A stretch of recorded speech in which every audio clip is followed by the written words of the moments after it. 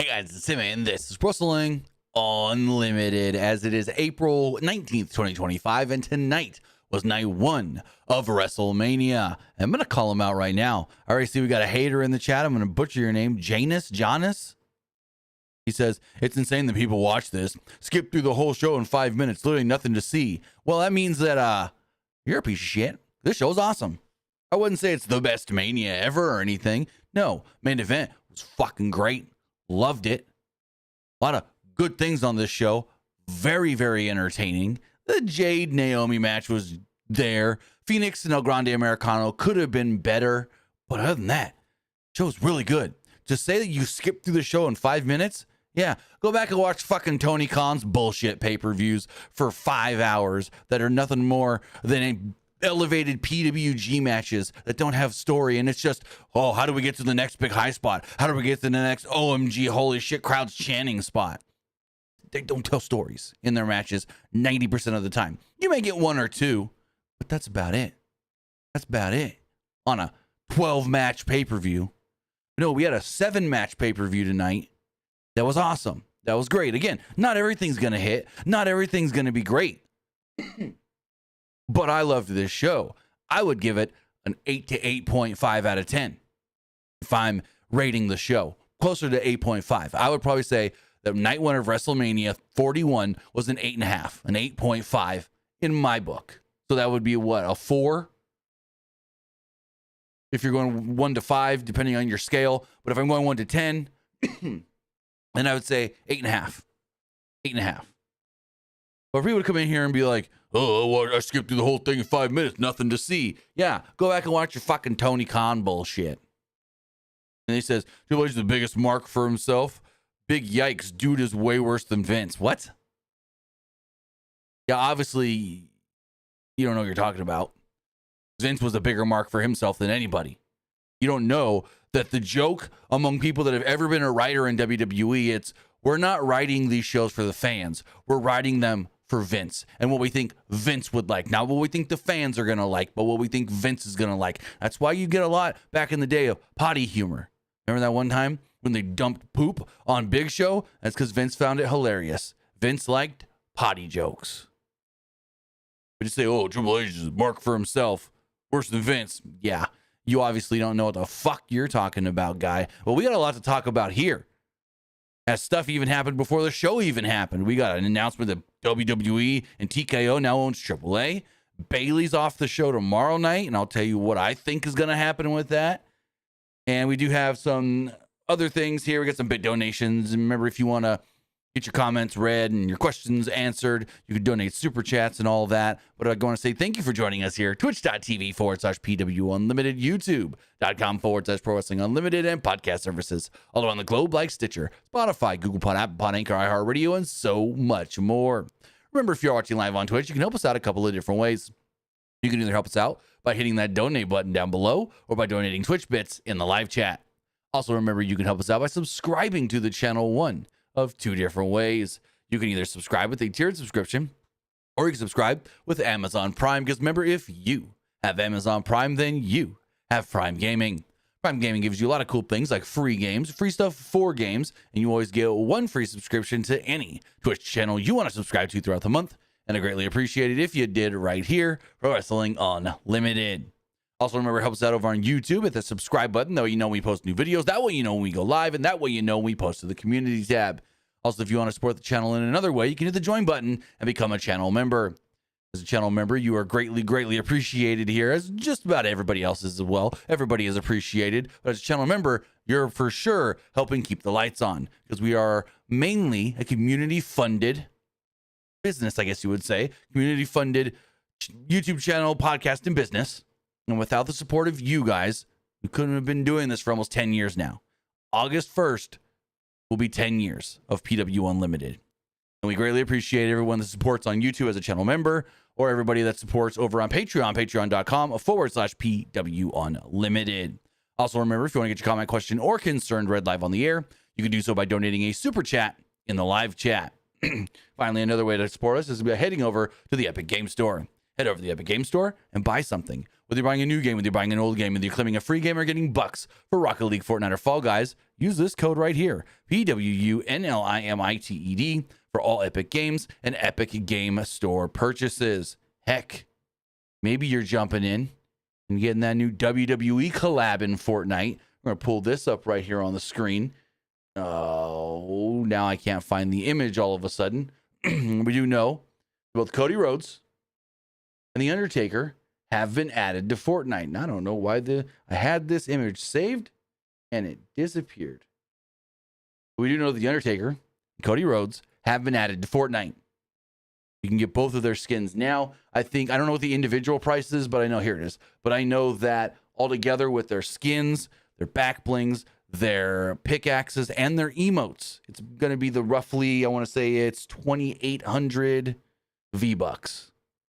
As we look at this here, we've got Cody Rhodes, the American Nightmare. We've got the Phenom, the Undertaker, now in Fortnite, which now makes 5 total WWE superstars, as we already have Becky Lynch, we already have Bianca Belair, and we already have John Cena. Heck, technically you can go 6, because we have The Rock 2 different ways, as Black Adam and as, what's the Foundation. So The Rock is technically in the game 2 different ways as well. But go over there, get the new Cody Rhodes, the new Undertaker skin, and use our code PWU and LIMITED for all Epic Games and Epic Game Store purchases.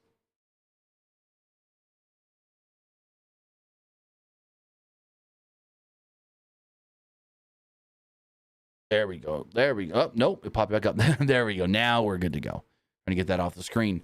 But I'm going to go through some of these bit donations here. We got a couple from Esports Gaming Rules.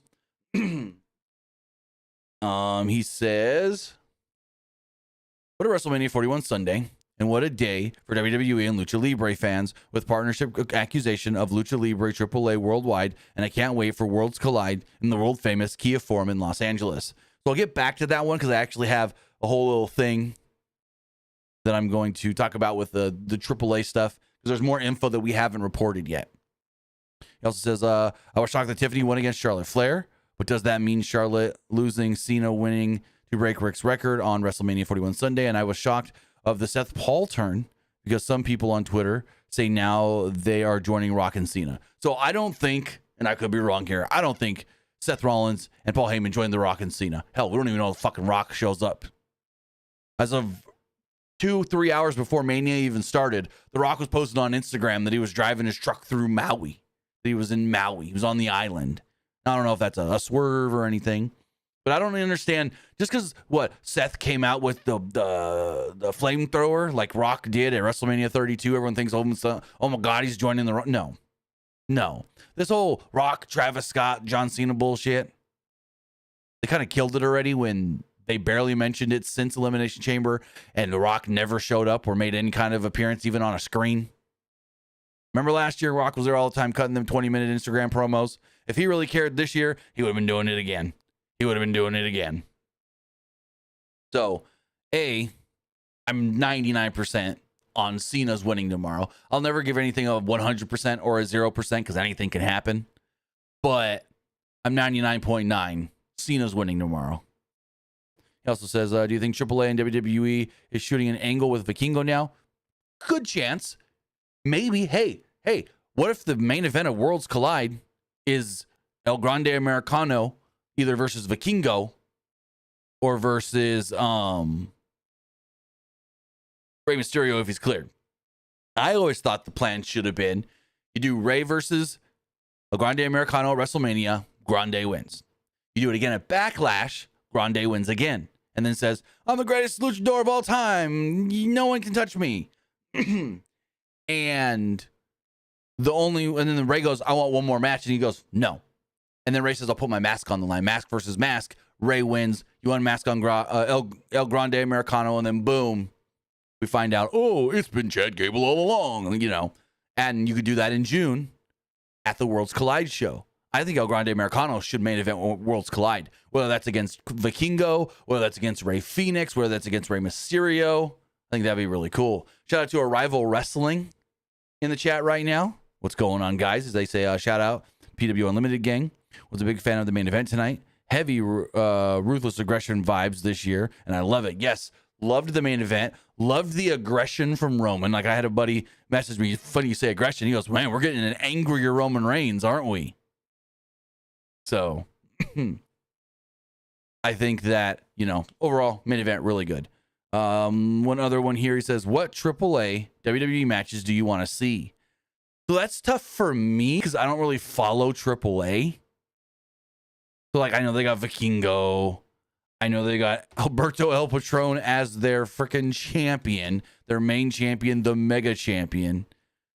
But as far as, like, who else they have, I'm not fully up on the current roster of AAA. I know they've worked with Matt Riddle not too far off ago. I know they've worked with, I think, Nick Nemeth.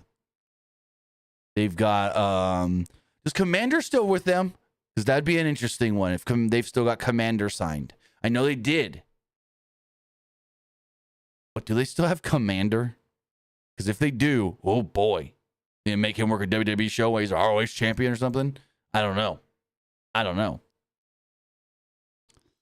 And then I'm trying to think who else. Like, again, I'm going to for sure go look and see now that, the WWE partnership is there and the acquisition and the all that. But I'm just not fully up on AAA, if that makes a lot of sense. And then who they have and who they don't have. Let me see. I'm pulling up their roster now. El Hijo del Vikingo. They got Drago. Drago can have some good matches with guys in WWE. Give me Drago versus Nathan Frazier. That'd be fun.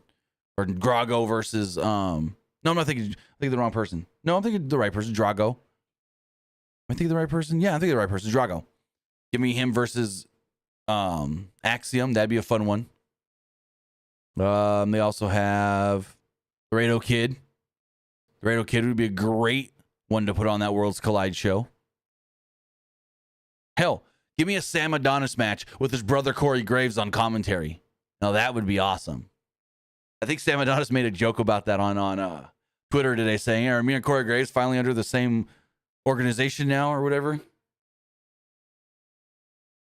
And then as far as their females go, the only one I really know is Flammer, but she's the Reina de Reinas champion.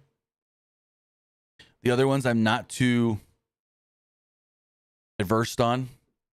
So, again, I'm going to have to really learn some AAA stuff. Just like when AEW started working more with CMLL, I tried to get myself more, situated and accustomed, or not accustomed, that's the wrong word, but like familiar with more of the CMLL guys, especially since they were on so much AEW television. So now if we start seeing more of this, AEW guys or AAA guys working like NXT and stuff, I'm going to have to start learning who all these guys are. And then the other question is, we know that WWE has a partnership with TNA. Will AAA now start working with TNA? There's a good question.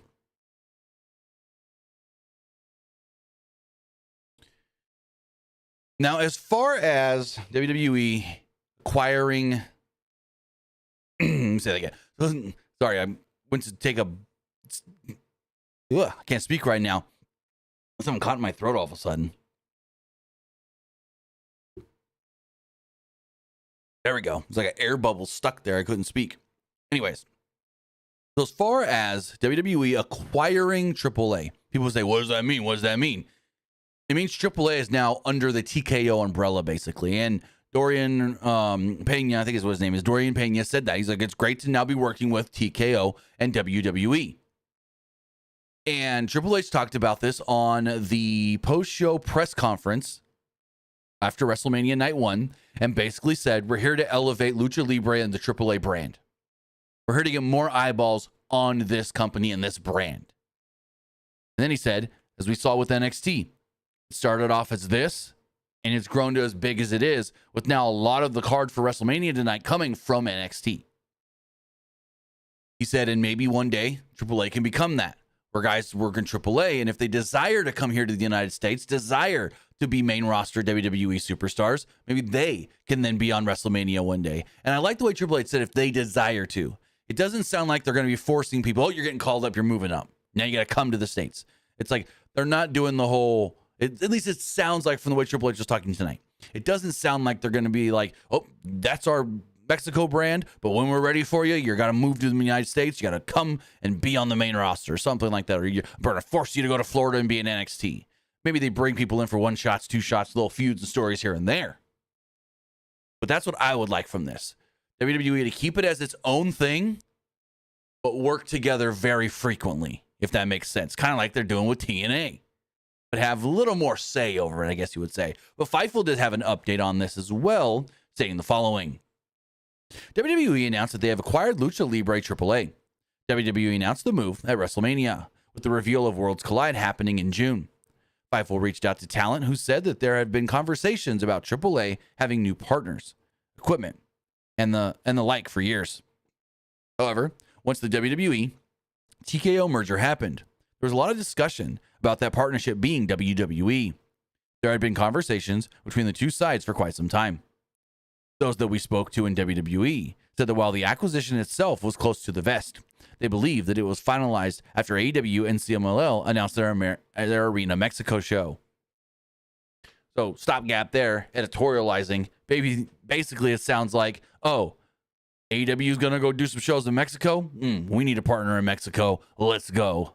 So if that's how it really went down, is this really just a, hey, we're going to do this to combat AEW's presence in Mexico? If that's true, I'm not a little fan of that one. But back to what Fightful wrote. I was asking about the relationship between WWE and top champion Alberto Del Rio.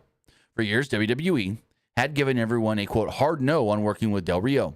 Del Rio himself would claim that conversations had taken place, but at points, he said he would, quote, never work for WWE again. Those close to Del Rio claim that he said different, and that the two sides had discussed possible appearances, and that it was no longer, quote, contentious. Now, I remember there had been some, like, hard feelings and some, like, Triple H not liking him not liking Triple H kind of deal, but back to what Fightful wrote their last little paragraph here. It says some talent in AAA are even skeptical of the announcement, saying that it's hard for them to believe that the Roldan family would relinquish all power. Details of the acquisition are still few and far between. Also, we got real bad storms going on right now, so if you hear that thunder, it literally was so hard and strong that it shook my chair just now. So, just the thing. If you hear it coming through the mic, it shouldn't, but if you do, we got real bad storms going right now. So, yeah, some believe that it's a full acquisition, it sounds like. Some don't. They don't know if, like, the Peña Roldan family would really give so much power away, you know what I mean? And then that is the weird thing. Like, they're really just they're selling we don't know, but it's like, did they fully 100% sell the company to TKO? Or did WWE buy in as now a partner and a maybe majority or minority owner in AAA? That's the big question that we still need to figure out and find out. So if we do hear anything further on the AAA acquisition, we will let you guys know. Now, the other thing that happened on the pre-show, well, we learned that Bayley will not be working tomorrow's women's tag team title match, teaming with Lyra Valkyria. There's an angle on the pre-show where Bayley was shown knocked out. Well, not knocked out, but knocked down and attacked. Doctors were checking on her, trainers were looking her over, and they said, oh my God, it's her shoulder. We think she messed up her shoulder. Adam Pearce is like to Liv and Raquel, you did this, didn't you? Do you know who did this? What happened? They're like, we don't know. We don't know, but does that mean we get the night off tomorrow? And they're like, no, we'll figure things out. Lyra then goes, I'll fight him. I'll take him on, just myself. I don't care. And he's like, you know I can't let you do that. How about we do this? You have about 24 hours to find a partner. 24 hours to find a new partner for tomorrow. Well, there's some interesting things here with that. We do now know that this is a storyline. This is an angle. This has all been in the works for a while. This is not like, oh, Bayley got hurt recently and they had to shift plans. No, Bayley's not actually hurt at all. It's a storyline to get Lyra a new partner. Now, I think the new partner is probably going to be Becky Lynch. Now, according to PW Insider, they did state that once word got out that Bayley was going to be pulled from the match tomorrow and that the plan was not for Bayley to work it at all, some talent in the back kind of got sympathetic to Bayley, feeling like maybe she got a little screwed here, getting told you're going to work Mania only to be, well, not working Mania. Now, the reason I think it's Becky Lynch is because PW Insider had an article, a post today, stating that they have heard from several sources as of Saturday morning, Becky Lynch is supposed to have some sort of a mania moment, big mania moment, where she gets physical. And that she should be returning to television very soon. I believe, and this is just me now speculating based off of the storyline, knowing Bayley's not really hurt, and the Becky news, that, well, Becky is probably going to be Lyra's partner. And it all makes sense because there's that connection that we've seen between Becky and Lyra. So take it how you want, think what you want, but it sounds like Becky could potentially, most likely, be returning tomorrow, WrestleMania Night 2. As far as WrestleMania Night 1 does go, I think that's all like the big breaking news that came out of this show. Give me 1 second here.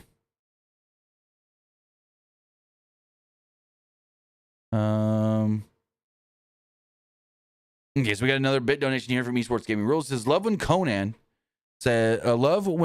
says, when goes around comes around, when he says about partnership between AEW and WWE. Yeah, I wasn't fully sure what he meant by that. What goes around comes around. I don't know exactly what that's supposed to mean. That's some sort of AEW knock. Because AAA worked with AEW when they first started. Conan was on AEW television. And then, like, things went down with all that. They started working with New Japan. They started working with CMLL, and there we go. RTS with Oscar sends in a super chat. Really do appreciate that. He says, I really don't like Michael Cole and Pat McAfee selling when guys turn heel. They always say the same thing, calling them a dirty SOB. Well, that's a Pat thing. If you've ever watched any Pat content, whenever somebody does anything that's smarmy, whether that's in any sport, where it's like, oh, that son of a bitch. He always just does that.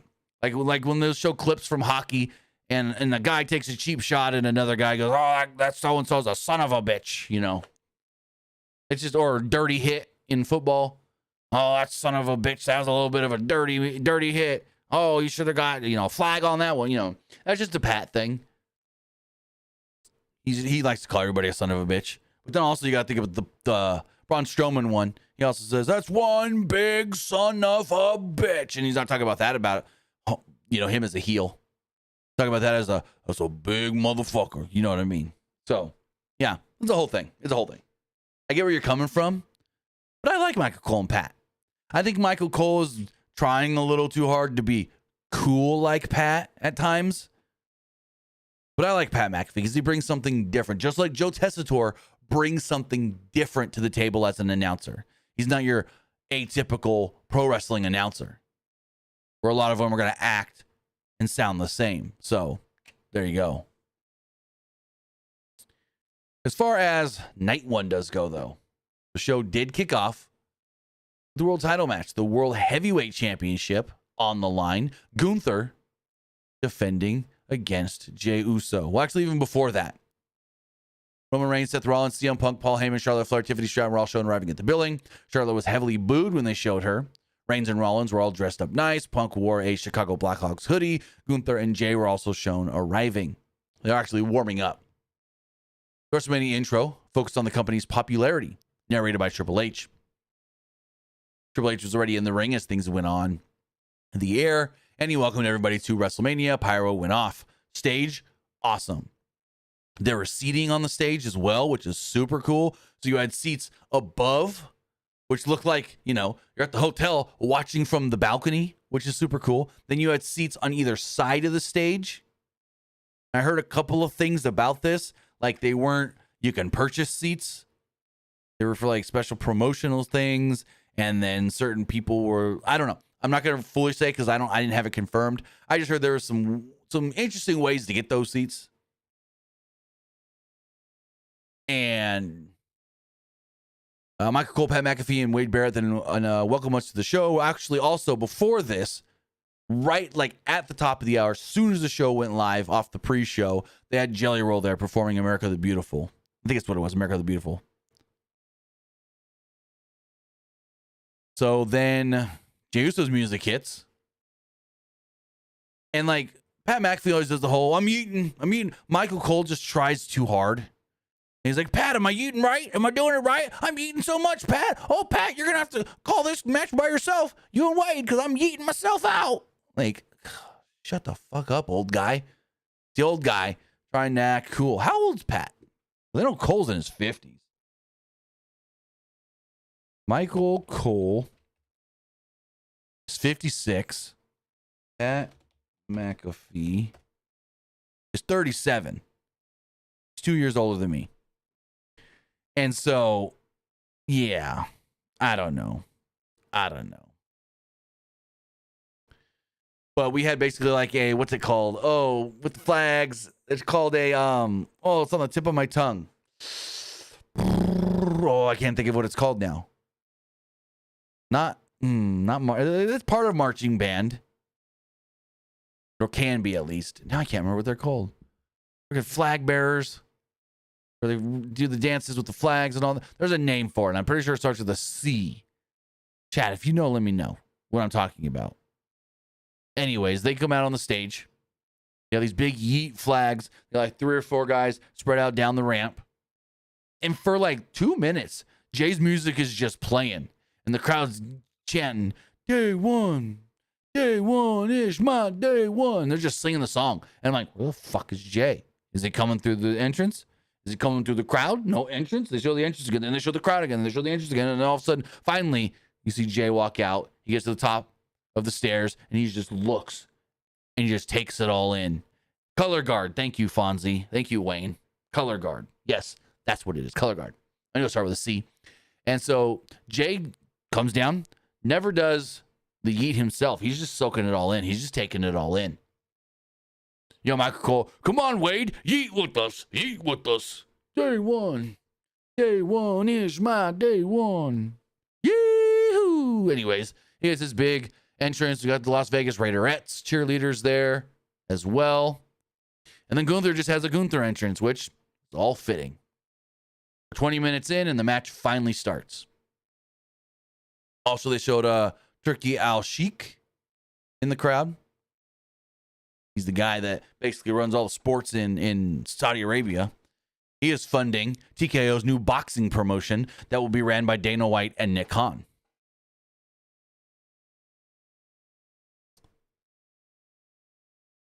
Esports Gaming Rule says, love that WWE promote the new Fatal Fury game. And they have the head of the GEA from Saudi Arabia. Yep, just talked about him.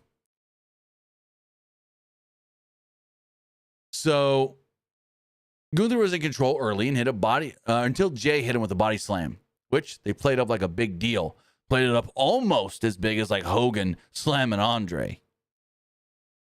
Gunther got back to his feet pretty quickly, chopped Jay out of the ring, and was in control until Jay suddenly hit him with a spear for a near fall.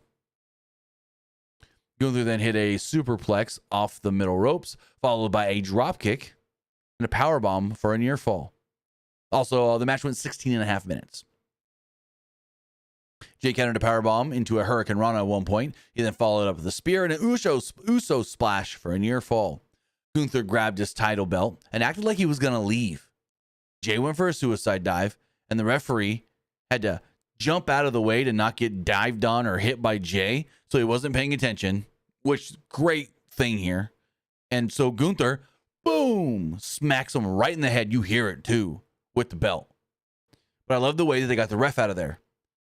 Jay was running at the ref. Ref realizes, oh, you're running at me. And he dove out of the way. So say they're behind me, right? Like I'm the ref looking at Jay. He's got to dive this way. Gunther's now behind him. Jay's head is now behind him, going through the ropes. Boom, title belt to the head. The ref didn't see it, jumping out of the way.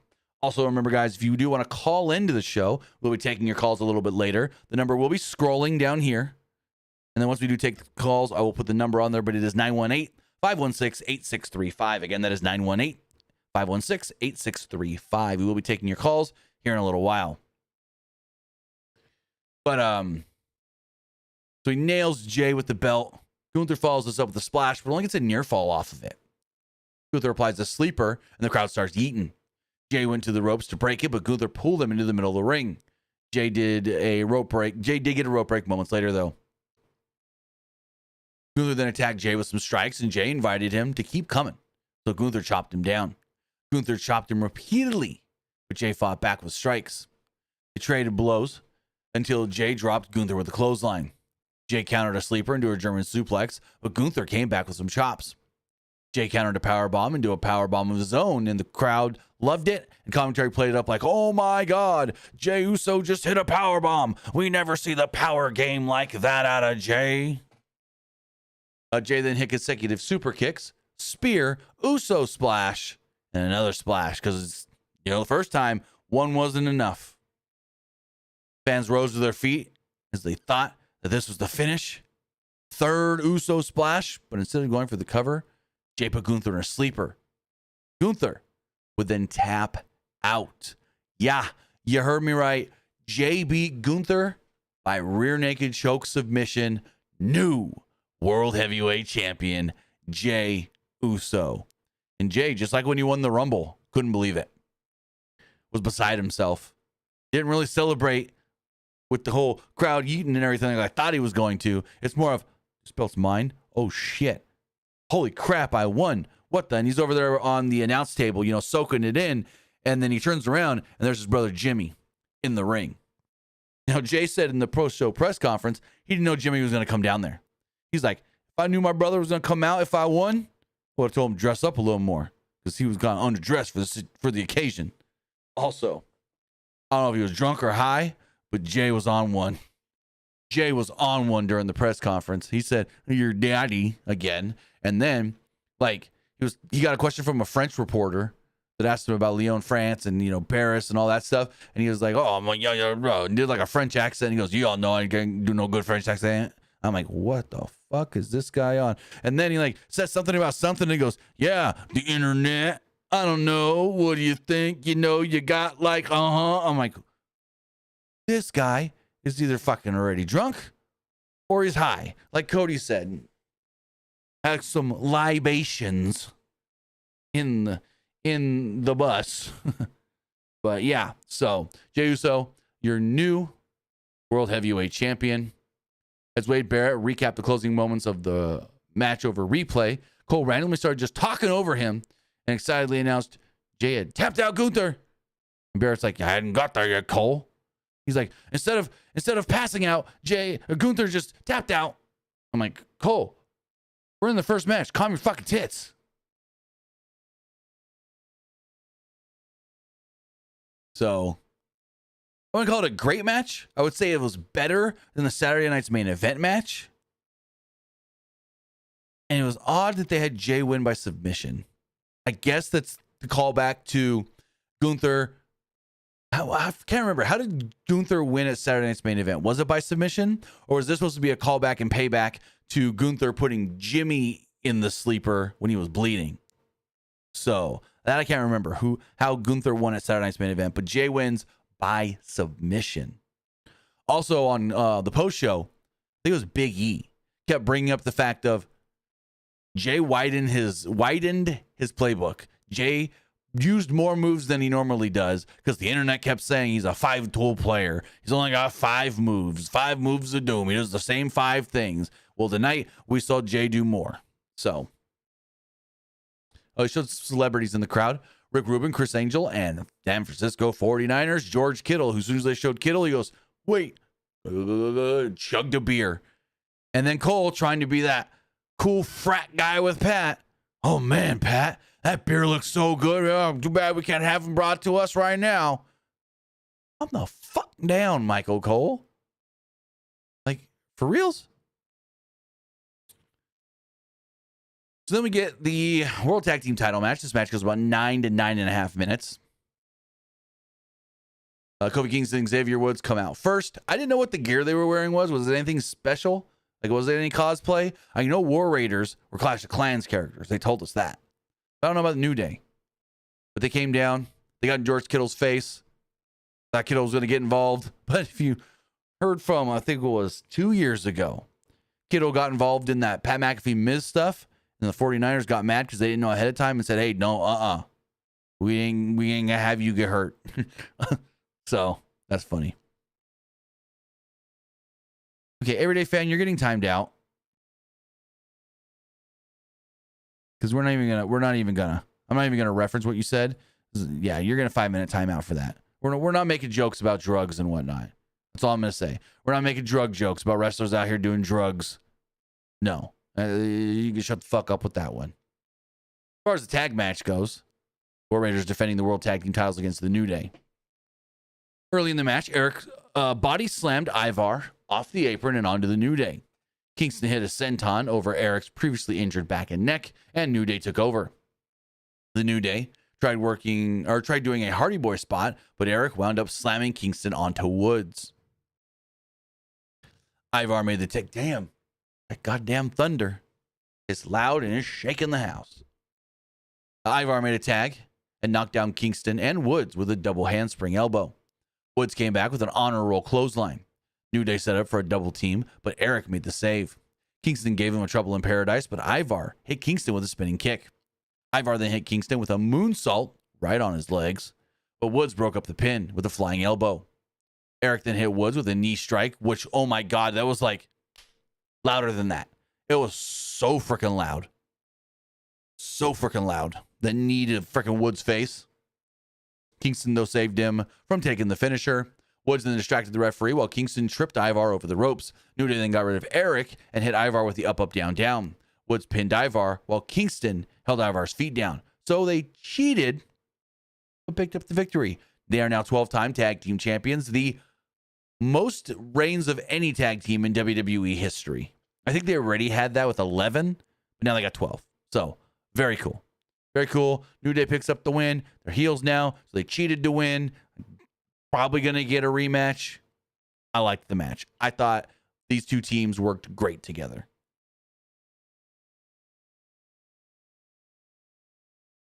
So New Day knew they cheated. New Day knew they did some nefarious things and said, we're not even going to celebrate right now. Wink! Grabbed them belts, ran up the stage. Then they posed for a second and got out of there. It was like, we know these guys are probably pissed. We're not going to stay around and let them beat our asses. We're the champs. Bye-bye. I like the way they did that. I like the New Day running around or running off like smarmy little heels. We got more celebrities. We saw Osei Jackson Jr., Michael Che, and Jelly Roll. We then got Naomi versus Jade. Cargill match went 9 minutes and 20 seconds-ish. So Naomi wore all black, yellow caution tape stuff. Cool. Jade then gets a special entrance with some guy from the Weather Channel. I think his name is Jim Cantor, I want to say. Correct me if I'm wrong. And he's like, oh, we're here at Allegiant Stadium in Las Vegas, and the weather's great. Wait, things are changing. Clouds are coming in. It's starting to rain. That's rain and hail. Lightning off in the distance. And I'm just like, okay, this is whatever. And so they're like, oh, a storm is coming. And then Jade came out, not dressed as Storm. So, yeah. Like lightning bolts on her gear, but that was about it. Like, she wasn't even dressed as Storm. So, what the fuck? What she needs to do is be like Storm from X-Men 97. Do the goddamn mohawk. You guys don't know what I'm talking about. Pull it up right here. Storm. X-Men 97. This is what Jade needs to do. I don't know if she can with the way her hair is now. But let me see if I can find a good... This action figure will work to show it. Oh, no, here we go. Found it. No, the figure looks better. No, we'll use this one. So if we pull this picture up, this is what I think Jade should do. It doesn't have to be like a perfect 1-for-1. You know what I mean? But this would be a great Storm for her to do. With the mohawk. And then wear like an all white gear. Have like a cape you wear to the ring. Got the X's on it and everything, you know. White with the yellow. Or we can also go... there's the black one in X-Men 97 too. Where is that? When she did have the longer hair. Let's think it's this one. Image. Yeah. There it is. This week she could do this Storm as well. This would be a great one as well. This would actually work better for a Jade Cargill style. Like, I could see Jade wearing this exact as her gear. I could see it. You have the cape, and you have that as the actual gear. I could see Jade wearing that as her gear.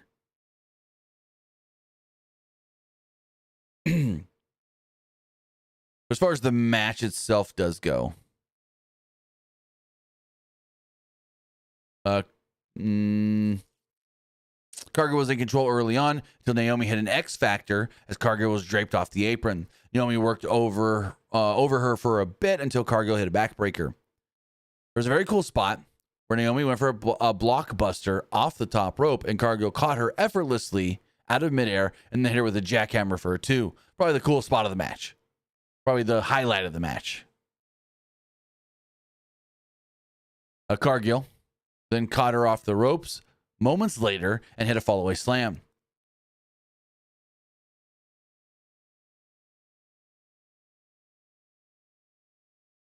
Cargill then went to the top, but Naomi brought her down with an avalanche bulldog. Naomi followed this up with a split-legged moonsault for a near fall. Naomi applied her rings of Saturn, but Cargill powered to her feet with Naomi on her shoulders.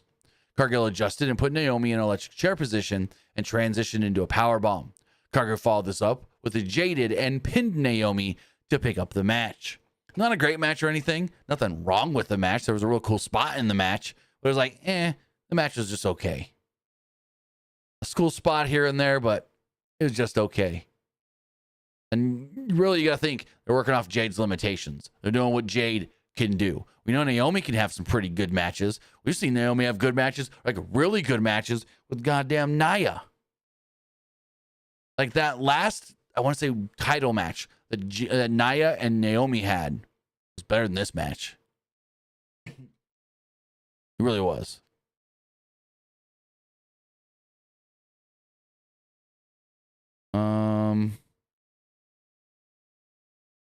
But yeah. Where was I?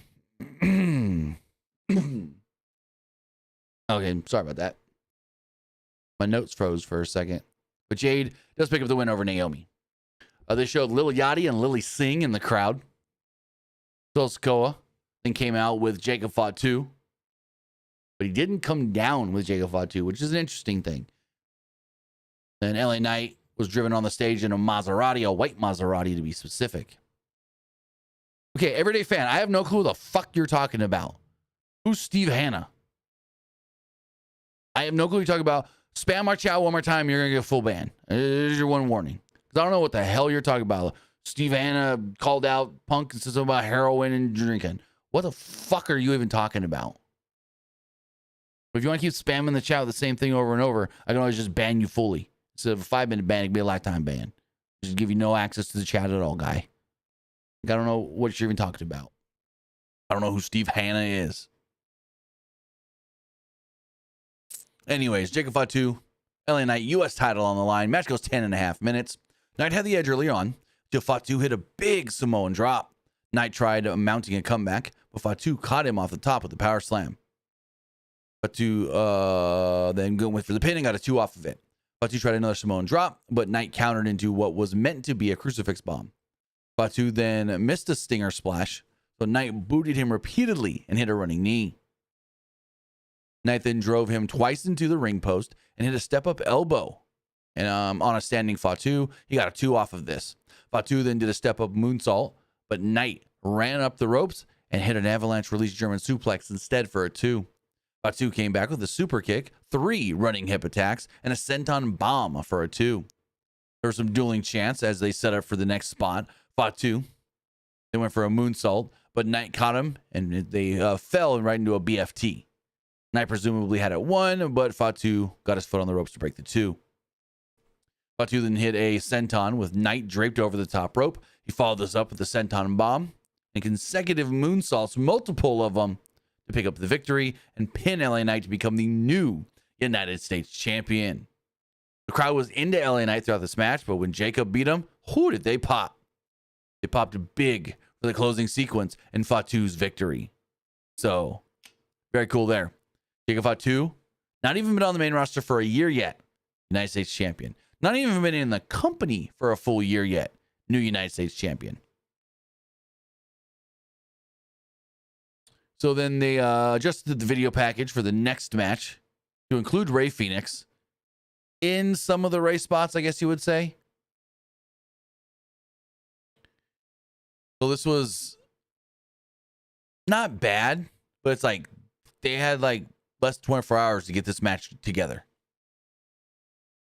Because basically, Rey got hurt. We still don't know exactly what happened, but Rey got hurt last night on SmackDown in the 6-man tag. He said on the pre-show today that it was something with Julius Creed where he ended up getting hurt and that he wasn't cleared, but he's got another Rey to take his spot. So Rey Phoenix did take his spot here. I assume they would have done just about everything the same. They just switched up some Rey Phoenix moves or some Rey Mysterio moves and spots for some Rey Phoenix moves and spots. But they did show Vikingo and Dana White sitting in the crowd before this match. Dana White got a mixed reaction. Match then goes about 8 minutes. Rey Phoenix versus El Grande Americano. Where was I? So before the match, Gable or Americano actually went over and had a little confrontation with Vikingo and actually shoved Vikingo. So then Vikingo jumped up and kicked him. Americano then stumbled to the ring and the match began. They went back and forth until Americano launched Phoenix into the corner with an overhead suplex. Americano then did a move he's probably never done before, something similar like a 630, but it was in reverse. It was like a 450, but a moonsault, which was crazy. You know, 450 is, what was 450? 450 is not 360 where you're going to land straight down, just a front flip, but then you have like the extra half rotate. Anyways, yeah, everyday fan, you're done. You're fucking done. You're gone. Like, get out of my chat. We don't need you spamming the chat. I already told you I don't know what the hell you're talking about. Anywho, it is this cool like 630, 450, I don't even know, splash moonsault thing. Just looked great. It just looked freaking cool. Phoenix then tried running the ropes, but Gable shook the ropes and tripped him up. With the ref distracted, Gable loaded the mask, or Americano loaded the mask. Phoenix then hit a running kick to Americano's face, but then fell and sold it like his foot might be broke. Michael Cole's like, oh my God, did he tweak his ankle? Did he tweak his ankle? Did he falling off the ropes? And Pat goes, no, Cole. He kicked the freaking metal piece in Americano's mask. And Michael Cole goes, oh, yeah, you're probably right, Pat. He probably just messed up his foot because he kicked the piece of metal in his mask. Oh, okay. I'm like, fucking Michael Cole, calm down. You're trying to go too quick. He's trying to just spew shit. So Phoenix is selling the foot, the ankle, as he kicked the loaded mask. Americano then caught his. So this was kind of weird. Americano then catches him, puts him in an ankle lock, and it's not even the foot he was selling. I don't think. I could be wrong. No, it was the foot he was selling. Never mind, I'm wrong. Phoenix did reverse out of this ankle lock and cradled up Americano for a 2. Phoenix then went to come off the top rope with some sort of like I don't even know really. It kind of looked like he was trying to do like a cutter, like a Cody cutter kind of thing or whatever. And Americano just stands there and goes, boom, and headbutts him. And he just dead, falls to the mat flat. Headbutt out of midair. Americano goes to the top rope, hits the moonsault of his own, or a moonsault, a diving headbutt of his own. 1, 2, 3, pins Rey Phoenix. So it's like, I saw some people going, ugh, they already beat Rey Phoenix? Well, they had to. Unless they were going to put Dragon Lee in this spot, Rey Phoenix had to lose because Rey Mysterio was going to lose. There's a full-on storyline here that's not ending at Mania. So the Luchador had to lose to Americano, the Great American. I mean, it's unfortunate that Rey Phoenix has already got a loss, but it ain't going to hurt him. He's going to be fine. Shawn Michaels then comes out on the stage. He announces that it is a sellout here tonight. Calls it a sellout. I don't know exactly what a sellout would have been. We can go look WrestleVotes real fast. But calls it a sellout, saying that there are 61,467 in attendance. Let's go see what WrestleVotes has, or WrestleTix has really fast. WrestleTix.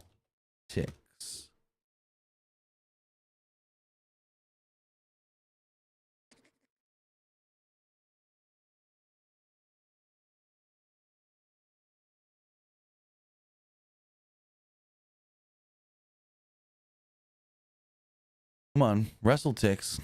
There it is. It wasn't coming up on Twitter for some reason. WrestleMania Saturday. Here we go. And this was before the show started.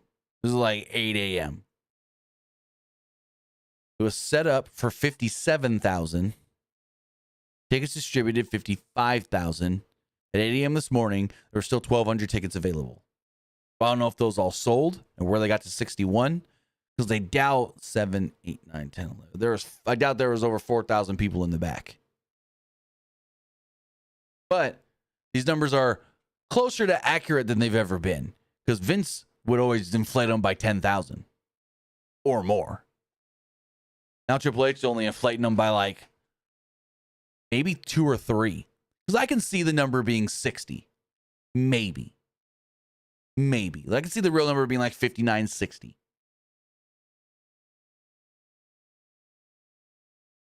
We got Stephen Amell in the crowd.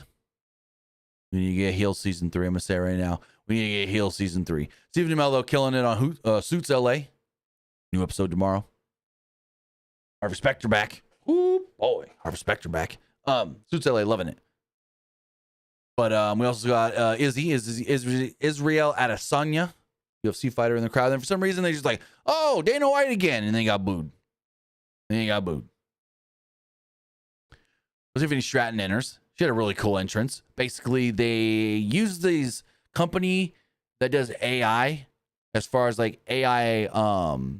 It's basically like this company focuses on real life AI animations. So what they did was basically how this works is you have your real person, shoot a video of them, or maybe even not video. No, I think you shoot video of them. And then this company takes that and stretches the video and makes it longer and adds more to it and stuff with their AI. Kind of what Adobe's working on right now in Premiere Pro. They can only really extend up to like 2 seconds with their AI. But this company, as you saw, it went like 5 minutes. Where you had Tiffany over here on a screen, which looked like she was in a Barbie box. Tiffany over here on a screen, which looks like she was in a Barbie box. And they're animating, it was doing things, and it looked super realistic. And I mean, I thought maybe they would have just shot her for 10 minutes doing all this stuff, but apparently I learned that it's AI. And what I read was that they only need like not even a minute of footage. It's less than a minute of footage, and the AI software can then stretch it, use generative AI to then fill in more frames and make it and extend it as long as you need. I don't know if there was a loop after a certain amount. I didn't pay that much attention to it, but it was cool. I've used the Adobe Premiere generative extend for certain things, not much, but it does work. I've never used it for anything this extensive though. And then Tiffany was also, the real Tiffany was in a Barbie box as well. She was trying to pretend like she wasn't, and then she just walked out of it. Really cool. I thought this was great. They turned the stage into a Barbie house, like a dream house.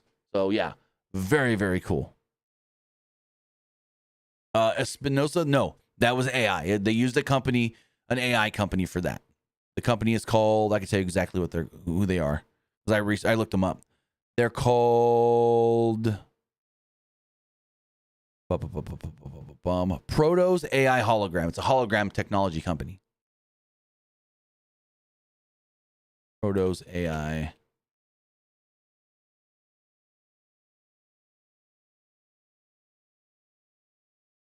Yeah, Protos AI. They've done work with like Howie Mandel to test stuff out, and really cool. Like they're so advanced that they can take, and I think this was with the Howie Mandel video that I saw. They can take just Howie Mandel and get his body into their system, type out a whole script, and their AI will just talk, and it'll sound just like him, and the mouth's going to move perfect and everything. Yeah, no. Proto hologram AI is really cool stuff. They've been doing a lot more in the city of Vegas, so I guess that's where the tie-in is. I want to say that they showed off some stuff at the NAB conference recently as well. But no, Protos is really cool. I've seen them before, and then when I found out that they were the ones that did this for WWE, I was like, oh, let me look more into them. I love this kind of stuff, especially with my, production background and video editing and whatnot. Yeah. Also, RTS with Oscar says, I liked Punk's callback with his old theme. Oh, there's video going around. When they were playing that theme during the video package, the entire crowd was singing. They knew the words. Like, holy crap. People remember it. I love that theme. Like, cult of personality, it's Punk now. But, like, I still love that theme. As far as this match does go, Charlotte showed up in a Rolls Royce. Heavily booed. Heavily booed. Also, I bet you Mickie James hated Charlotte's outfit. Miss, we're not supposed to be wearing lingerie. Charlotte was fucking in lingerie. Like, her panties, her bottoms couldn't have been more skimpier.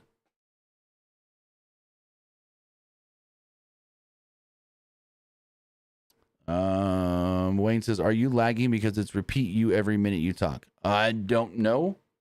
It might be just on you, Wayne, because everything seems fine here. So Charlotte early on actually did Stephanie Vicair's Devil's Kiss move, and the crowd booed. The announcers even referenced that being a Vicair move, which is very interesting. Stratton came back later with a spine buster, rolling senton, basement dropkick, and Charlotte cut her off with a big boot, though. Charlotte then called her a bitch and hit a few chops, and this match got rough. Like, Tiffany got fucked up. Big time. Stratton responded with some aggressive strikes, but Charlotte booted her again. Stratton avoided a natural selection, but Charlotte hit a sit-out powerbomb for a 2. Stratton then avoided another boot and hit a spinebuster for a 2. Stratton countered a flying crossbody into a cradle for a 2. Charlotte set up for a moonsault on the outside, but Stratton shoved her off the top. Charlotte sold it like she was hurt and hurt her knee. Stratton then immediately attacked the leg. Charlotte managed to boot her again, and then boot her again. Charlotte then began attacking Stratton's knee before applying a figure 4. Stratton got out of it by punching Charlotte's injured knee. Stratton then chop blocked her and hit a Finley roll. Stratton went for the PME, but Charlotte got her knees up on it and applied a small package for a 2. Charlotte then dropped Stratton off the top rope and followed this up with a natural selection, sort of, and went for a pin, but only got a near fall. Charlotte started talking trash, so Stratton smacked her. Charlotte then went for a figure 4 again, but Stratton got out of it and hit an Alabama slam into the turnbuckle, sorta. Stratton then followed this up with a Finley roll and a BME to pick up the victory. So I don't know when it happened, but at one point, Tiffany's got this freaking cut and welt growing on her forehead, and it looked like her lip was maybe cut and her tooth was chipped or something. Her mouth looked all messed up. But then when she went and did the press conference afterwards, she was talking fine. She still had the bump on her head, and her mouth looked okay. But, man, Charlotte messed her up. Like, Jesus. And afterwards, Tiffany goes to the press conference and was like, that was my dream match. That was my dream opponent. That was my dream feud. I've always wanted to work with Charlotte Flair, and I can say now that I have, and I got to do it. So I'm happy for it. She's like, am I beat up? Yeah. Like, they asked her about the entrance, and she goes, when I first started training for wrestling, I thought a cool gimmick for me would be the buff Barbie. Well, now coming out of this match, I'm the banged up Barbie. I thought that was funny. But yeah, like, not a bad match. I wouldn't say this match sucked or anything. Like, that's far from it, but it was rough. And this was like Charlotte was stiffing her. Some of them boots looked like she really kicked her right in the face. Haven't heard anything as far as like anyone mad in the back or anything, So we'll see. But yeah, that match was physical and aggressive. We then see a recap of the 2025 Hall of Fame ceremony. And then we see people out on the stage from the Hall of Fame Shawn Michaels, Bret Hart, Michelle McCool, Tugboat, and the family of Earthquake. Lex Luger was not there, though, which was interesting.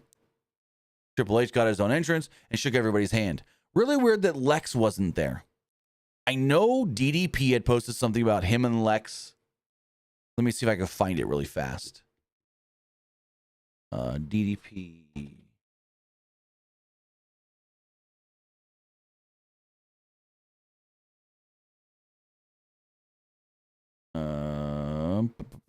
Diamond Dallas Page.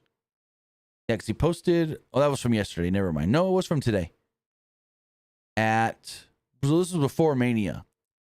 Looked like him and Lex on a beach. But where are you getting a beach in frickin' Vegas? He's wearing a Mania 40 shirt. So I don't know if this was an old picture or what. But yeah. Anywho, I don't know why Lex wasn't there. I don't know why Lex was not there on stage. Maybe he couldn't stand. Maybe because he said he took a fall. The reason he didn't walk out on stage at Hall of Fame was because he took a fall and hurt himself. And so he had to use the wheelchair. So maybe he didn't want to be in the wheelchair out there on stage. I don't know.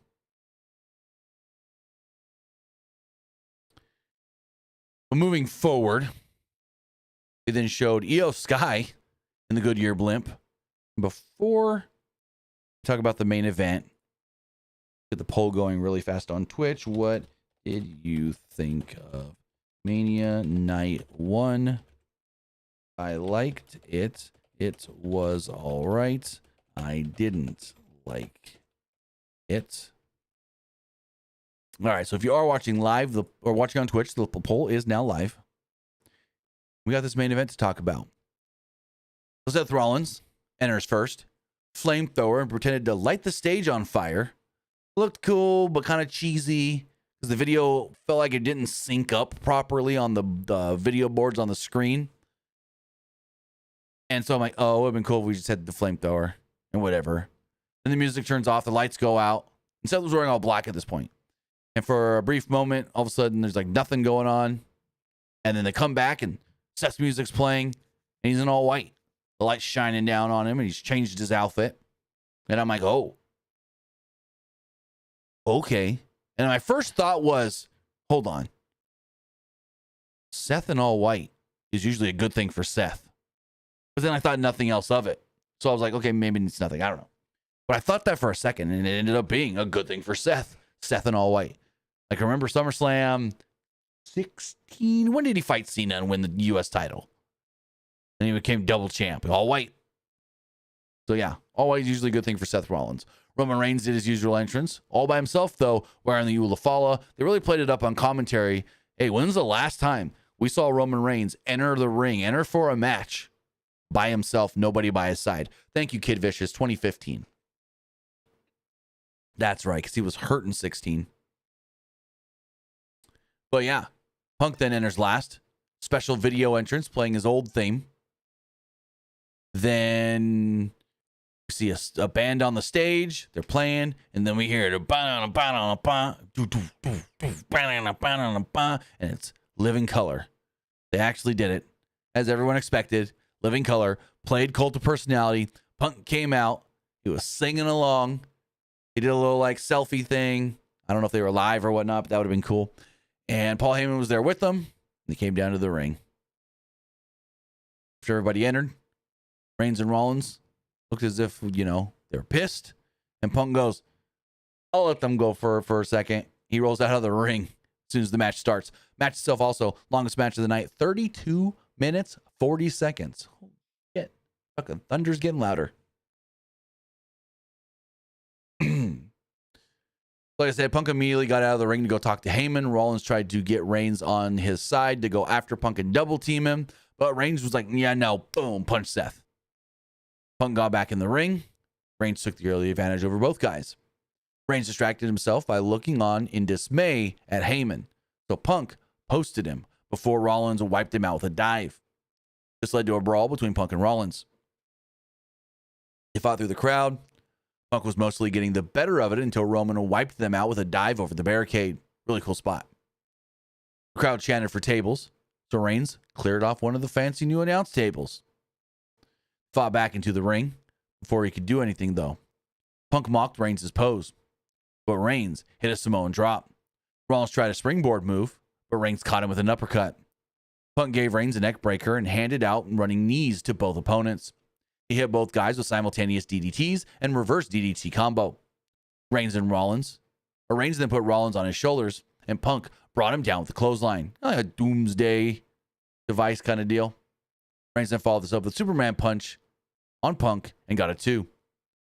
Punk then got the better of the striking exchange with Reigns and followed this up with a rock bottom for a 2. Punk then put Reigns into Anaconda Vice, and Rollins broke it up by hitting Reigns with a frog splash off the top for a 2.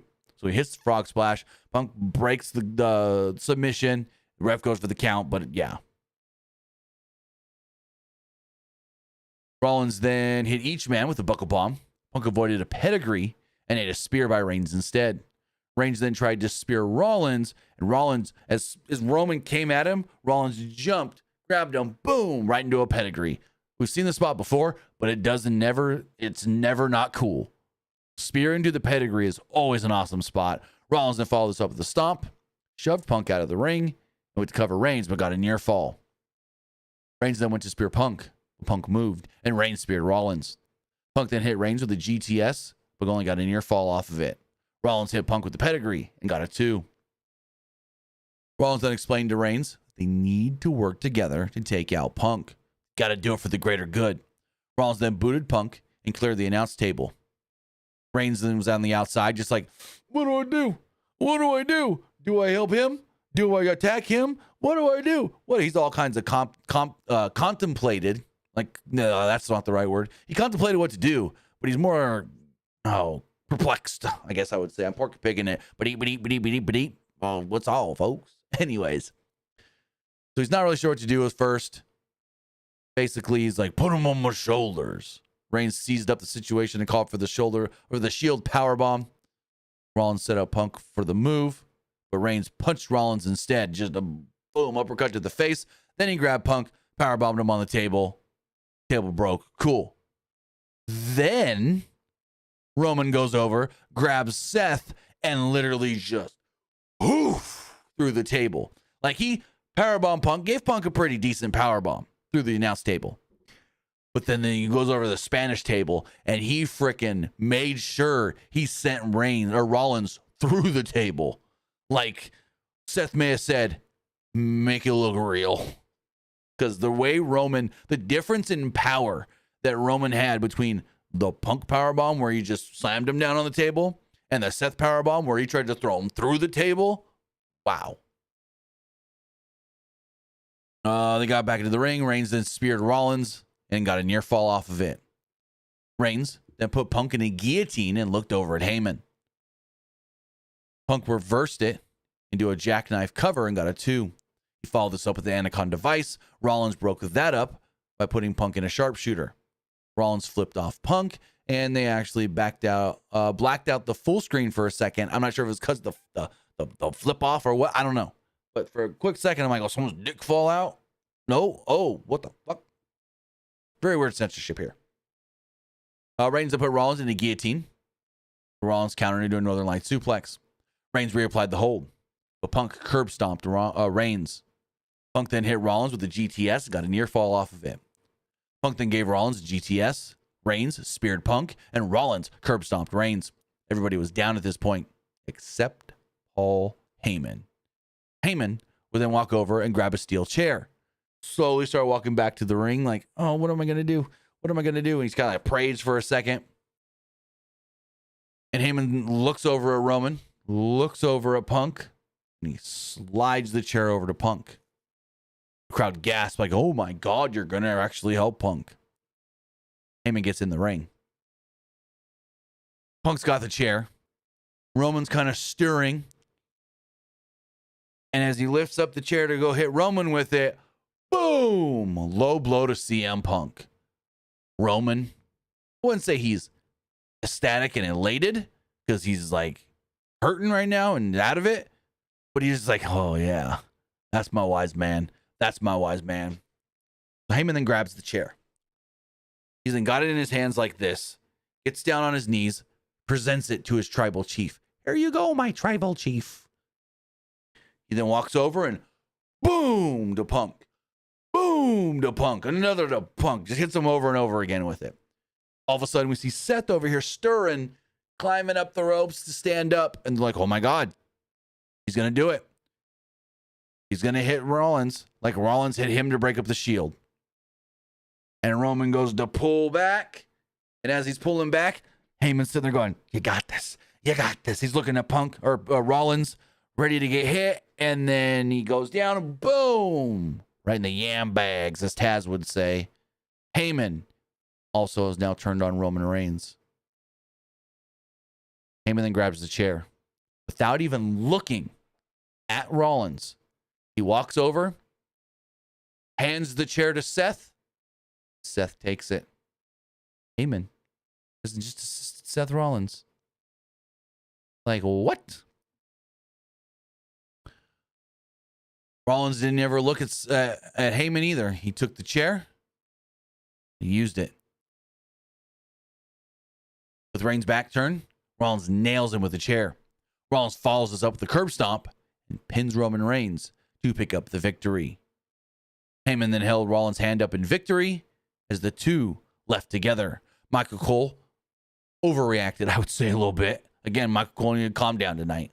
He acted like this was the biggest betrayal we've ever seen in all professional wrestling history. Like, I don't know about that one. But great match. Hell of a main event. Went a little over a half an hour. It was 32 minutes and some odd seconds. But yeah, Seth Rollins defeats Roman Reigns and CM Punk in the main event of WrestleMania. Roman took the pin. And there we go. So they had stated that, hey, Seth Rollins will speak in the press conference afterwards. And so we get through Jay. We get through Tiffany. We got like Jacob Fatu cuts a promo. Jade joined the panel on the desk and everything. And then Joe Tessitore tells us, well, we have some unfortunate news. It seems as if Seth Rollins has denied speaking at the press conference. So we will not be hearing any remarks tonight from Seth Rollins after what had happened in the main event here on night one. So then you just go to Triple H. Triple H does his usual stuff. Didn't really say too much. He had some choice words about the Triple H stuff, which is kind of interesting, but that was about it. So, yeah. Heyman turned on Punk. Heyman turned on Seth or Roman and seemingly aligned himself with Seth Rollins. Now, all these fuckers on the internet saying, oh my God, they're going to help The Rock and John Cena tomorrow. I doubt it. I really don't think that's what this is at all. At this point, though, I don't even want Rock to show up. Like, I do for explanation of like, come on, what the fuck's been going on? Where have you been? What's going on? But yeah, that's the other reason I don't want Rock to show up. Like, screw The Rock. Rock's gonna set the feud and set the story, and then they don't even barely mention him, and he never shows up or talks about it on social. Like, if The Rock would have cut one or two social media promos on Cody, like, oh, Cody, I heard what you said on Raw, you little crybaby whiny ass. No, nothing. All The Rock's done since frickin' Chambers wear that New Japan shirt. Oh, that's the other question. WWE bought AAA. They're gonna go buy New Japan next? Cool boy, I don't know. But yeah, that was WrestleMania. That was WrestleMania night one. Now, as you see right here, the number is on the screen. Call us now and let us know what you thought of WrestleMania while I go refresh all the polls and see what you guys thought of the show. So if you guys do want to call in, the number is on the screen right here, 918-516-8635. Again, that is 918-516-8635. If you do get any calls, we will be taking them here. So let's go and refresh the polls. So as far as the, let's see, we got the Twitter poll. We've got the Threads poll. We have a Facebook poll and a YouTube poll. So as far as the Facebook poll goes, the Facebook community poll, their channels poll, I guess they call it. I liked it, won overwhelmingly. Then it was all right, came in second, and only like 2 votes for I didn't like it, which is good. Out of the, how many votes? It doesn't tell us exactly how many. That's one thing about the YouTube, the Facebook channel poll. it like tells you, hey, this is winning, this is in second, this is in third, but it doesn't give you like a percentage. As far as the threads poll does go, 58% liked the show, 38% thought it was just all right, and 4% did not like the show. Looking at the Twitter X poll. And before we do that, we do have a call coming in, so let's take this really fast. Oh, that's weird. It's also sending it to my regular phone. Caller, you're on the air. What'd you think of WrestleMania Night 1? Hello? Caller, you're on the air. Hello. Hello? In case it's a recording, I thought WrestleMania was okay, a bit underwhelming. It felt like a 2-hour show, but other than that, I quite enjoy it. Glad Jay Uso was world champion. I really love Tiffany's entrance. I did not see the ending coming, and I also think that the Grande Americano thing is going to be stretched out till Worlds Collide. Oh, yeah. I think the whole reason, thank you for the call. I do think the main reason we are getting this Grande Americano storyline is to tie in AAA to WWE now that we do know of the acquisition and everything. And like I said earlier, I think El Grande Americano main events that show against a Vikingo or a Rey Mysterio or a Rey Phoenix. Probably a Rey Mysterio would have been the plan, because I think you do this Rey and Americano feud as like a 3-match story. So, yeah, I do think that they're stretching this out as well till Worlds Collide, and then that's where it all pays off with them unmasking Chad Gable. As far as the Twitter X poll does go, 69% liked the show, 24% thought it was just all right, and 6% didn't like it. Looking at the YouTube live poll, 74% liked the show, 18% thought it was just all right, and 8% didn't like it. As far as the community poll, pretty much the same. 74% liked the show, 22% thought it was just all right, and 4% didn't like it. Some of the comments here, this person says, it was an incredible show. Can't wait for night 2. I wouldn't say incredible. I'd say pretty good to almost great. Like I said, my rating of the night, 8.5. I know this is a joke comment. El Grande Americano carried the show. I mean, I'm entertained by what Chad Gable's doing with the gimmick. Espinoza says I was the caller. Well, thank you for the call, Espinoza. This one says, I'm happy Jay, Fatu, and Tiffany won their matches. So Tiffany, for at least the last week and a half, was not the betting odds favorite to win. Charlotte was, just slightly. But then overnight, I don't know if it changed last night or this morning, but when I checked the betting odds this morning to do our preview, Tiffany was all of a sudden the favorite. She wasn't before SmackDown yesterday. Same with Seth Rollins. Punk had been the favorite for a week and a half, 2 weeks. It was Punk, Roman, and then Seth had the worst odds of the three. But then again, last night, this morning, things changed in favor of Seth. Whoever's making these betting odds for betonline.ag, well, they got some good sources. Oh, I think I might have screwed you on that one, Bangs. Bangs says, Tiffany ruined my Clash prediction. So if you play Clash of Clans, they have that new partnership with WWE, and it was, hey, do predictions, and if you get the predictions right, you get accessories and stuff in the game. And Bangs had asked me, hey, Tiffany or Charlotte. I said Charlotte, and I think, what did you say? That's what you were thinking as well? But yeah, that's a cool little WrestleMania integration. This one says it started slow, but eventually picked up. I mean, I guess you could say that a little bit. I felt like the show went up, kind of plateaued a little, not really went down too much, and then back up for the finish. Which is kind of what you should do. Like the show should usually just have an up trajectory the whole time, or have a flat good all the way. But if you like start good, and you have a little bit of a lull is okay at times, and then you just pop. So I thought that was all real good.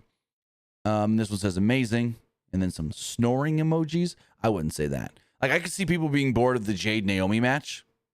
Other than that, there's nothing else that would have bored me or put me to sleep. With all of that, though, I want to say thank you for joining us here. Twitch.tv/PW Unlimited, YouTube, YouTube.com/Pro Wrestling Unlimited and podcast services all around the globe like Stitcher, Spotify, Google Pod, Apple Pod, Anchor, iHeartRadio, and so much more. We'll be back doing this again tomorrow, Sunday, 20th of April, Easter Sunday, which means I'm going to miss Easter with the family, but okay. Gotta do what you gotta do. Because they're doing stuff after church instead of before church. If it was before church, I'd be good. But they're doing stuff after church, so whatever.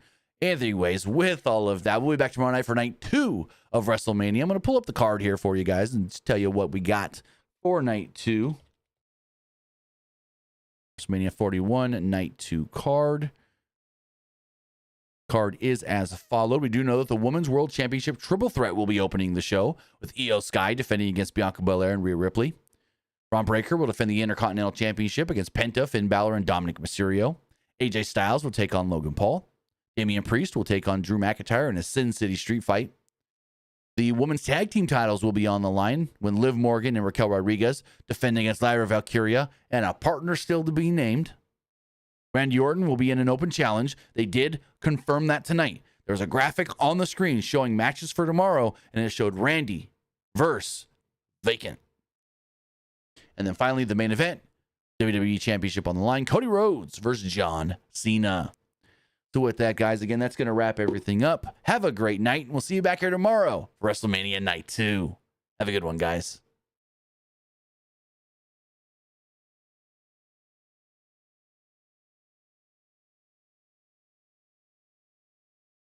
All right, if you're still watching on Twitch, we're going to hit up a raid really fast.